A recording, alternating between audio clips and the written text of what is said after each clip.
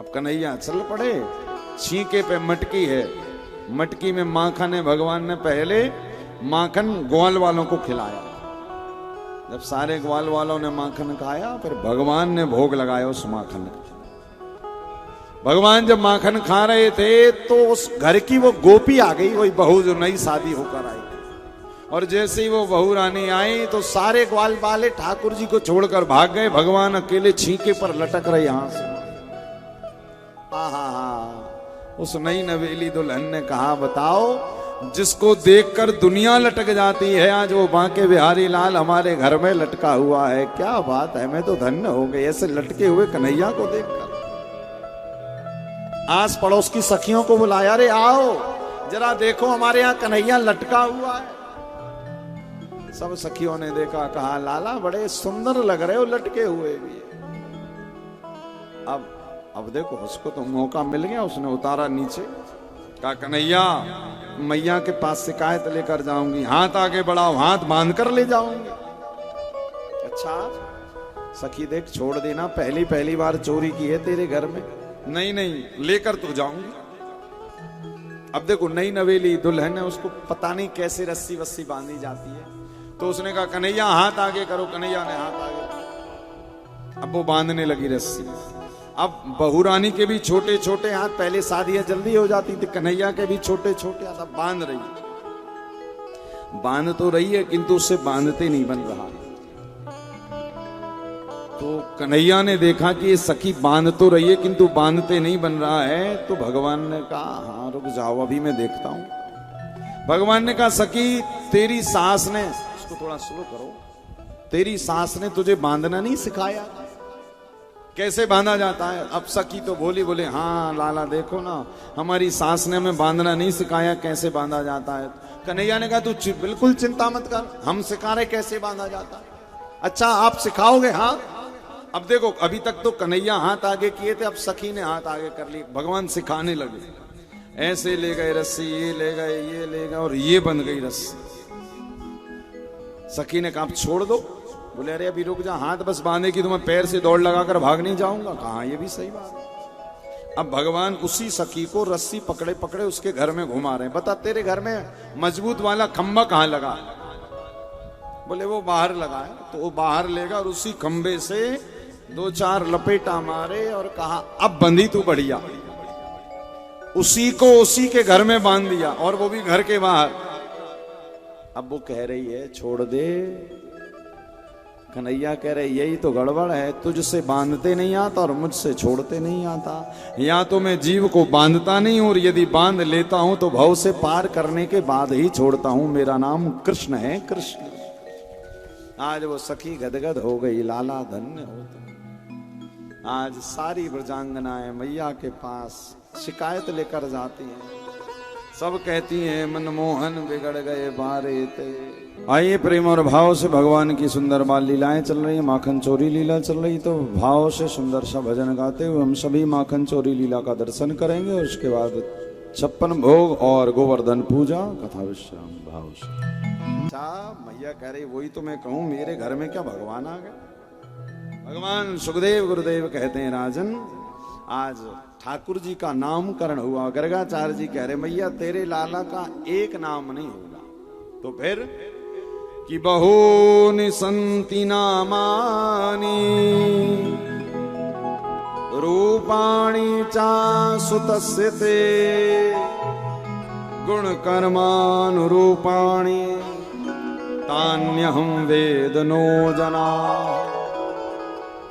इनके नाम अनेक अनूपा, इनके नाम अनेक अनूपा, इनके नाम अनेक अनूपा, इनके नाम अनेक। मैया तेरे लाला के बहुत सारे नाम होंगे। कोई ने राधा वल्लभ कहेगा, बांके बिहारी, छैल बिहारी, रसिक बिहारी, होरी को रसिया, माखन चोर, चित्त चोर। अरे मैया एक दो नहीं, जहां ये जाएंगे लीला करेंगे वहीं इनका नाम हो जाएगा। द्वारिका में गए तो द्वारिकानाथ, जगन्नाथपुरी में गए तो जगन्नाथ, रामेश्वर भगवान, और बोले उत्तराखंड में गए तो बद्री विशाल।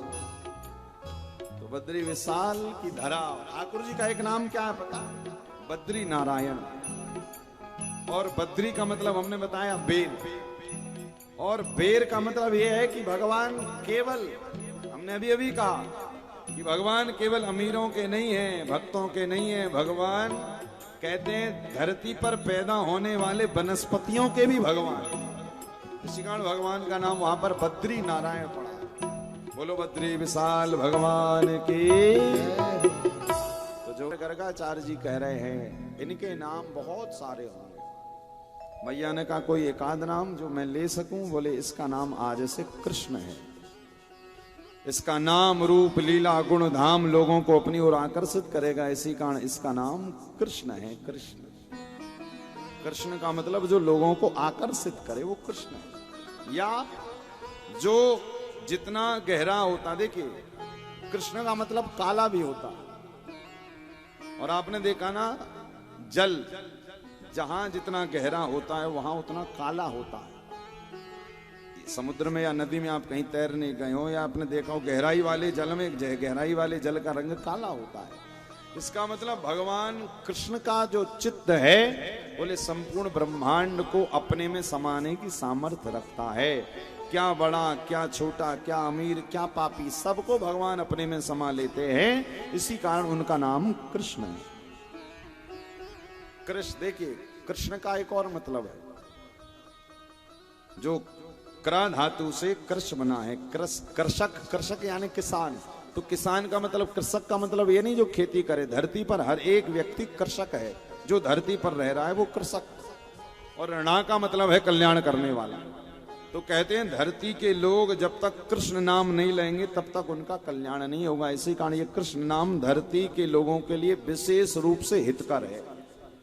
इसी कारण भगवान का नामकरण क्या हुआ? कृष्ण।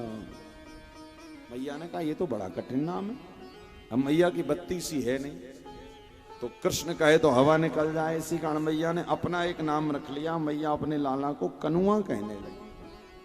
बोले कृष्ण वृष्ण तो मैं कहूंगी नहीं, मैं अब तो अपने लाला को लाला कहूंगी या कनुआ। जैसे हम लोग अपने बच्चों का निकनेम रख लेते ना लाड़ में, ऐसे भगवान का भी निकनेम हो गया कनुआ। आज भगवान बड़े हुए। सुखदेव गुरुदेव कहते राजन, ठाकुर जी आज ब्रज की सखियों क्या चोरी करने जा रहे हैं। और चोरी भी देखिए, चोरी का मतलब भगवान माखन चोरी कर रहे हैं। भगवान ने माखन ही क्यों चुराया? क्योंकि भगवान माखन चोरी के माध्यम से मानो गोपियों के मन को चुराते हैं। और धरती पर मुझे नहीं लगता कि माखन से कोमल कोई और दूसरा पदार्थ होगा। कितना सॉफ्ट होता है माखन, होता है कि नहीं? तो जितना सॉफ्ट माखन होता उतना सॉफ्ट हमारा मन भी होता है। देखो ना, आपको भले कोई झापड़ ना मारे किंतु अपशब्द कह देता कभी कभी तो आपके आंसू निकल आते हैं। क्यों? मन इतना कोमल है, पल पल बदलता रहता है। तो इसी कारण भगवान माखन के माध्यम से गोपियों के मन को चोरी करने जाते हैं। और भगवान की ये कृपा मुक्ति है। देखिए भगवान की 3 प्रकार की मुक्ति है। पहली है सद्या मुक्ति, दूसरी है क्रम मुक्ति, और तीसरी है कृपा मुक्ति। सद्या मुक्ति का मतलब क्या है? सद्या मुक्ति का मतलब है कि हम पैदा हों, हम काम धाम इत्यादि करें और बुढ़ापे होते होते तक फिर हम भगवान के भक्त बने। सद्या मुक्ति। क्रम मुक्ति, क्रम मतलब जो दुनिया का क्रम है कि हमें भगवान 60-70 में ही हमें कथा सुनने मिले, बाकी सारा जीवन हमारा व्यर्थ बीत जाए। किंतु कृपा मुक्ति किसे कहते हैं? कृपा मुक्ति कहते हैं जब समय से पहले आपको भगवान मिल जाए। यानी ध्रुव प्रहलाद जैसे बचपन में ही आपके हाथ में कोई ठाकुर जी का हाथ थमा दे, समझ जाना ये कृपा मुक्ति है। भागवत में लिखा हुआ है कि वत्सान मुंचा क्वचदपि समये क्रोश संजात हासहा। वत्सान मुंच क्वचदपि समये। भगवान एक और लीला करते हैं। क्या करते हैं? भगवान ब्रज में बछड़ों को जो बंधे रहते ना बछड़े, उनको छोड़ देते। तो गोपियां शिकायत करती हैं मैया से, मैया देख तेरा लाला आज घर आया था और हमारे बंधे हुए बछड़ों को छोड़कर चला गया। तो मैया कहती काम ही तो करके गया तुम्हारा भाई, तुम गाय धोने के पहले बछड़ों को छोड़ती तो वो काम हमारे कन्हैया ने कर दिया। बोले नहीं, काम तो किया किंतु समय से पहले छोड़ दिया। भाई बछड़ों को जो ग्वाला कब छोड़ता है? जब गाय धोने का समय आता है, फिर उसके बाद बांध देता है। बोले तेरे लाला ने समय से पहले छोड़ दिया। तो भगवान कह रहे हैं ये समय से पहले छोड़ने का मतलब क्या है? हम सब संसारी क्या है? हम सब संसारी बछड़ा ही तो है महाराज। संसार रूपी खूंटे में माया की रस्सी में बंधे हुए, बंधे कि नहीं बंधे? और छोड़ेंगे कौन? बोले छोड़ेंगे हमारे पार ब्रह्म परमात्मा श्री बांके बिहारी लाल।